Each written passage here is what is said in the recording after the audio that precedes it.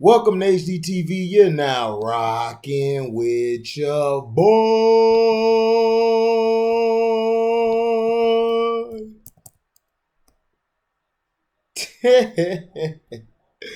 All I heard was that Philadelphia is here. They finna ball out. All I heard was from y'all. Was y'all's finna ball out. That's all I heard. Everybody trying to act like because James Harden is now in a new situation that the bum won't choke again. He's a choker. DeMarcus Cousins, he lucky this ain't the old boogie, because if that was the old boogie would have slapped the hell out of his mouth, slapped the beard off his face.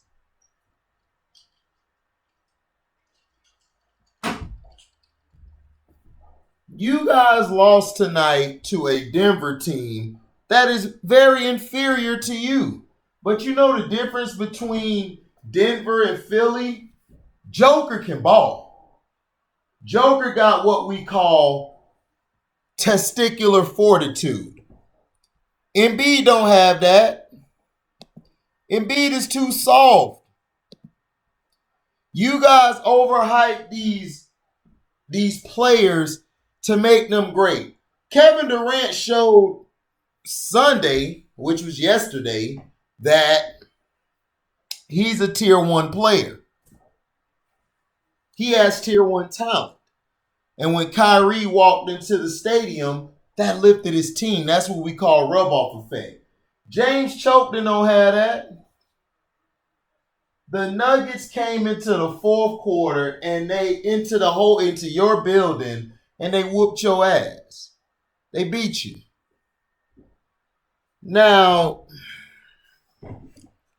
we're going to go over the stats. I do my review of the games different. Team stats, that's what I go by. I don't go by individual stats.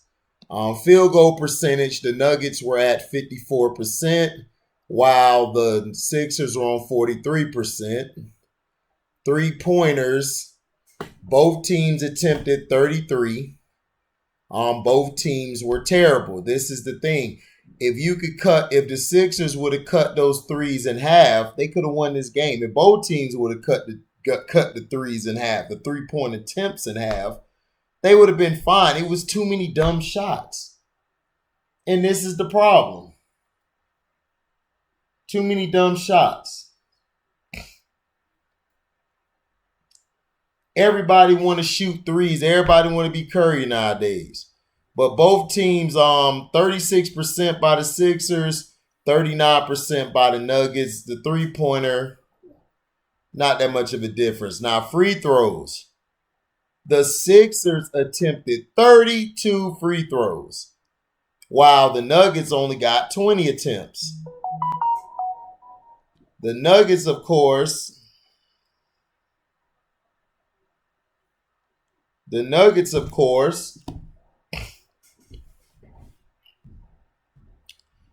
were 65%, while the Sixers were 81%. The Sixers had no business losing this game. They should have won this game. The problem is they didn't close down the stretch. They were turning the ball over. They were taking too many dumb threes, too many dumb shots, instead of playing within the flow of the offense.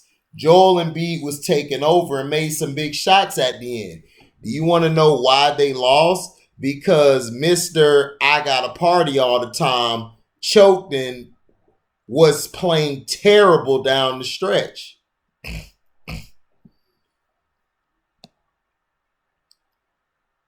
Now, total rebounds, the Sixers won the boards with 48 total to the Nuggets 42.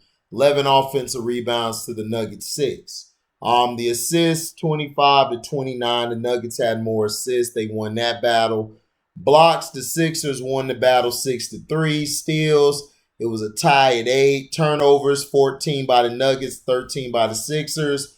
Points in the paint, 48 by the Nuggets, 40 by the Sixers.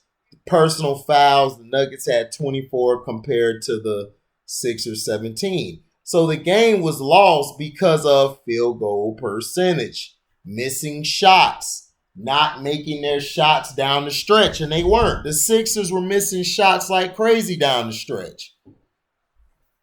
The player for the Nuggets that was killing, Nah'Shon Hyland. Nah'Shon Hyland hit 4 or 5 threes down the stretch that were daggers. So I don't want to hear no more about, oh, you need a super team. No, you need a team with solid role players and a solid number 2 option. You see, Joker is basically probably the most skilled big man we've seen in a long time. He was controlling the pace of the offense. He was giving the ball up when he needed to. Also, the guy who played big was Boogie. Boogie had some big plays. He hit a clutch 3 down the stretch, and defensively, he was putting some work in on EMBIID. Offensively, he set some good screens, got his guys open. His 14 minutes he played were very intricate.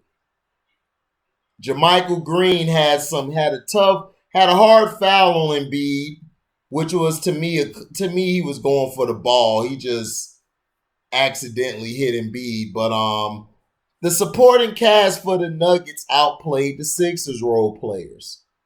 Will Barton balled out. Him and Nah'Shon Hyland just went off. Hyland just closed the game. He hit some big shots. Now, on the other end, Maxey balled out. He made some big shots, some clutch plays down the stretch. Thibault did good, even though his stats are going to be 9, 3 assists, 5 rebounds, but 9 points. He had some good defensive stops, some good steals, played the lanes very well. So that's not going to show up on the stat sheet. He did what it wasn't. Tobias Harris is stealing money. He's stealing money. But what's killing him also was Danny Green was taking some dumbass threes. He was making some dumb shots, didn't do what he had to do. Nobody else. And DeAndre Jordan is done. Leave that old ass dude at the end of the bench. They need to go get them another center. Because DeAndre Jordan is done, dog. He's terrible. He was terrible. James Harden was 1 rebound from a triple-double, but to me, he had a terrible game. James Harden was missing shots. He was making bad decisions.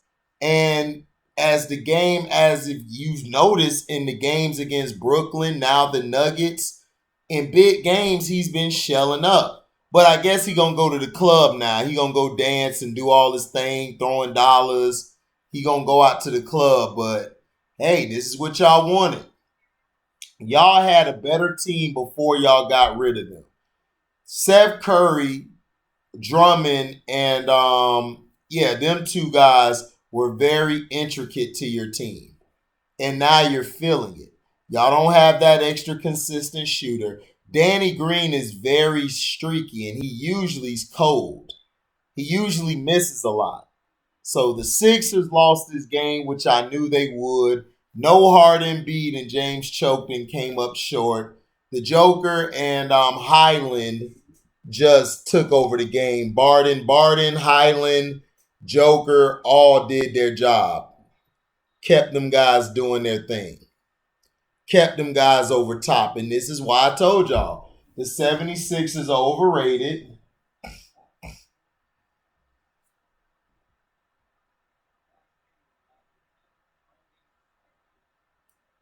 So,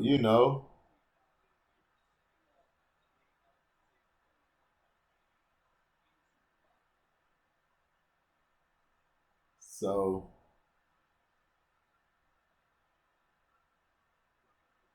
right, Scott Van Pelt. Stupid. Now, so that basically showed you the Nuggets took the Sixers hard, played a great game. Shout out to Joker, who I would have over EMBIID. I keep telling y'all Joker is better than EMBIID. But you guys want to keep choosing Embiid, that's fine. I really don't care. Now, Milwaukee Bucks just pulled off their first victory in a long time to the Utah Jazz. Shout out to Giannis Antetokounmpo, man. I mean, this is a guy who gets criticized for no reason. People hate on him when all he does is go out there and play the game the right way. He does his job. Much respect to him. Shout out to Jrue Holiday. Jrue Holiday closed out. Him and Chris Middleton, to me, are the best closers in the game. They're the best closers in the game. Outside of Kyrie Irving, when Kyrie Irving is healthy, I believe he's the best closer in the game. But right now, these two guys are the best closers in the game. Chris Middleton and Jrue Holiday, the way you look at it, you're like, man, these Bucks, they just don't look that well. But the thing the Bucks make up for is their late game situation. They are one of the best teams that I have seen down the stretch play well. They play well in situational basketball down the stretch. The Utah Jazz showed they're never going to be ready. Donovan Mitchell is not that guy, man. He's just not that guy.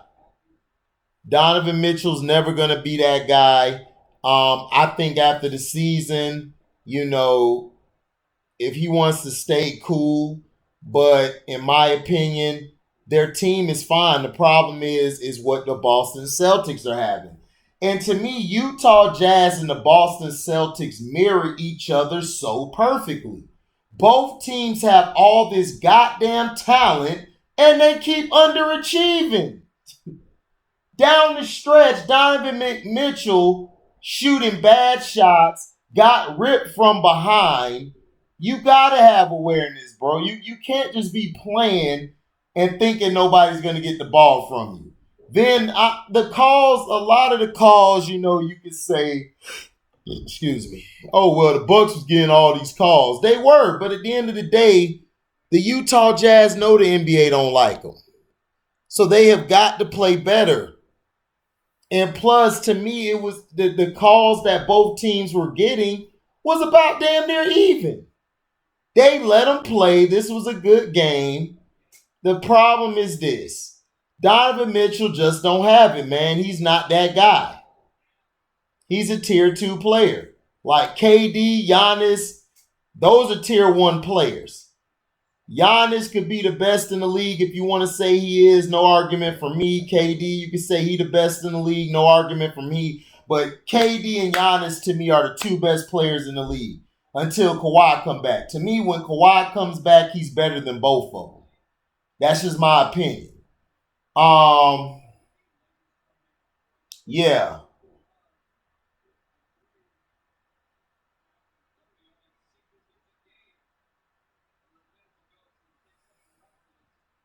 So yeah, this was terrible. Like the Jazz down the stretch were making some terrible plays, making some bad calls, making some bad decisions.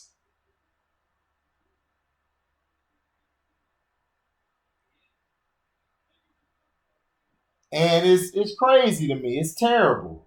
Or I like to say it's terrible. People, the Jazz have so much potential. Them and the Boston Celtics, they both have so much potential, but yet they just don't know how to close. They don't. They don't know how to sustain a lead. They just let the lead go. And it's like, man, what the hell?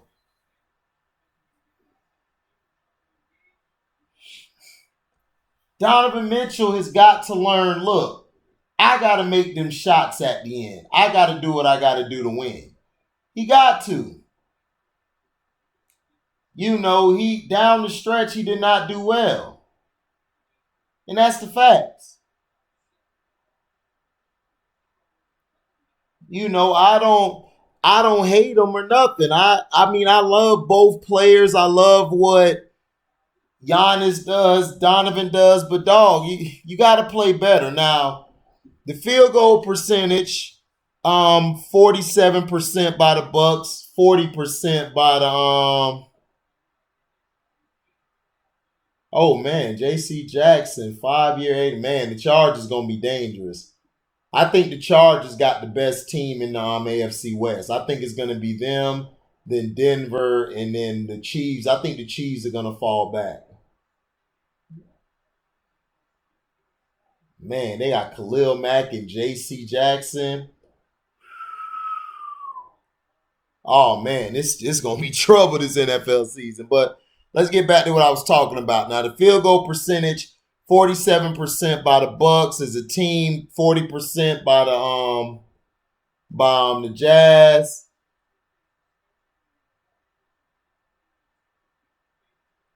Three pointers. The Jazz. This is why the Jazz lost the game. They attempted 48 3-point shots and only was 35%.